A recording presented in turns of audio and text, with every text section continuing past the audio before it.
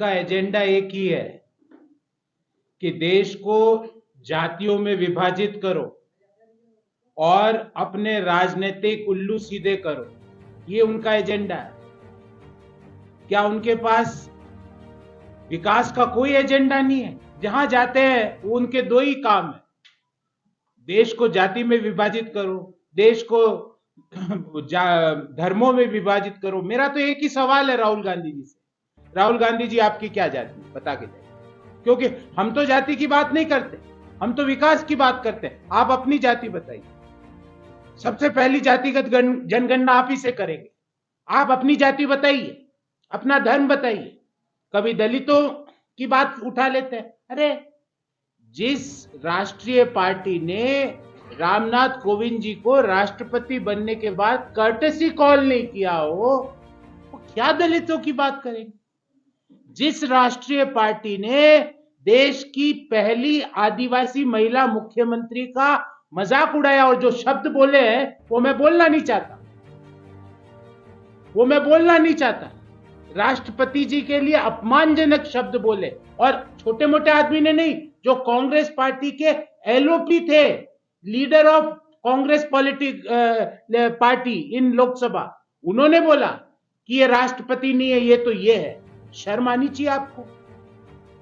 और उनको यहां पे अभी झारखंड में घुमा रही है कांग्रेस पार्टी।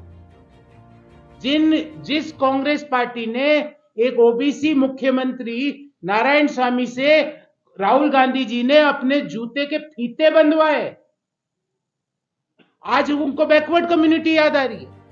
सीताराम केसरी, एक लोकप्रिय व्यक्ति जिसने पूरा जीवन कांग्रेस पार्टी की सेवा में खपा दिया, उसको धक्के मार के कांग्रेस मुख्यालय से निकाला गया एज ए प्रेसिडेंट।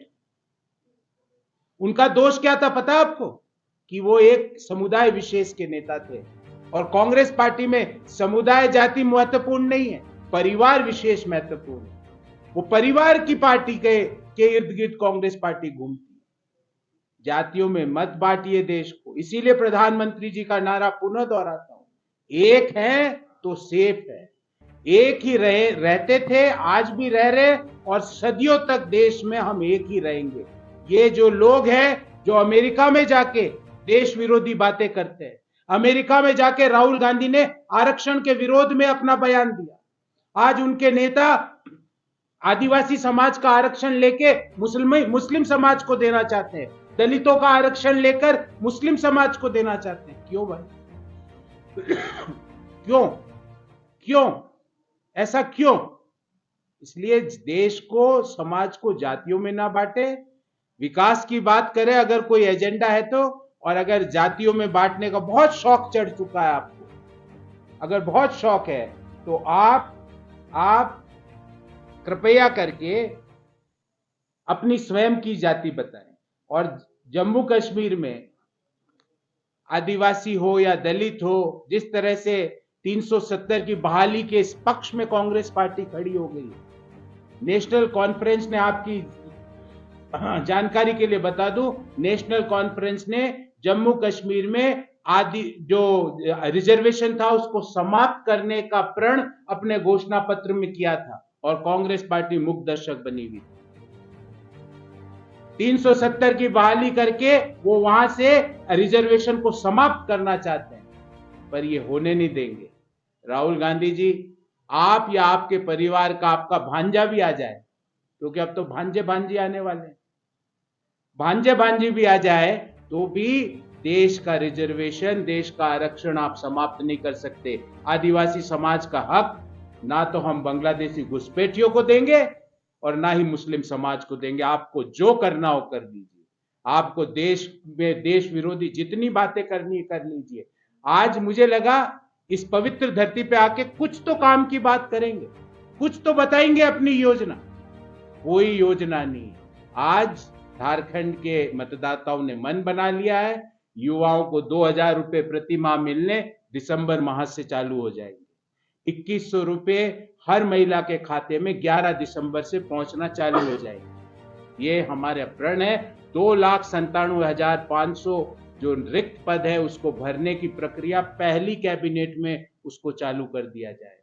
ये हमारे प्रण है। और ये ध्यान रखना, ये मोदी जी की गारंटी है, जिस पे देश ही नहीं विदेशी लोग भी विश्वास करते हैं अगर मोदी जी कोई बात कह के जाते हैं।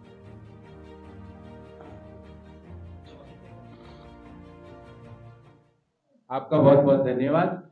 सभी मीडिया कर्मी, चुनाव में लगे हुए लोग, आम लोग, जिन्होंने बढ़ चढ़कर पहले चरण में 13 तारीख को जमकर वोट किया और 20 तारीख को जमकर वोट करने जा रहे हैं।